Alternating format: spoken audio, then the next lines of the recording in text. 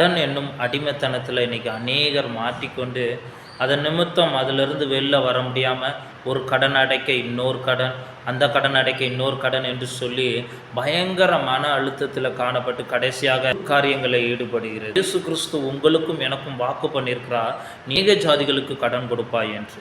அந்த வாக்கு தத்துவத்தை பிடித்து கொண்டு, ஆண்டவரே நாங்கள் கடன் வாங்கினது தவறு தான், எங்களை மன்னிச்சிருங்க, இந்த கடன் இனிமேல் நாங்கள் வாங்க மாட்டோம், எங்களை அந்த அடிமைத்தனத்திலிருந்து விடுவீங்க ஆண்டவரே என்று கேட்கும் பொழுது, நீ அநேக ஜாதிகளுக்கு கடன் கொடுக்கும்படி உன்னை தேவன் ஆசீர்வதிப்பார். அந்த ஆசீர்வாதத்தை பெற்றுக்கொள்ளணும். அந்த கடன் மாறும் வரை, அடிமைத்தனம் மாறும் வரைக்கும், அந்த பிரச்சனை மாறும் வரைக்கும் தேவ சந்நிதியில் காத்திருந்து, ஆண்டவரே எங்களை ஆசீர்வதிங்க, நாங்கள் செய்தது தவறு தான், அந்த கடன் பிரச்சனையிலிருந்து விடுவிக்கும் வரைக்கும் விடமாட்டேன் என்று சொல்லும்போது அந்த அடிமைத்தனத்திலிருந்து உங்களை தேவன் விடுவித்து அநேக ஜாதிகளுக்கு கடன் கொடுக்கும்படி வைப்பார்.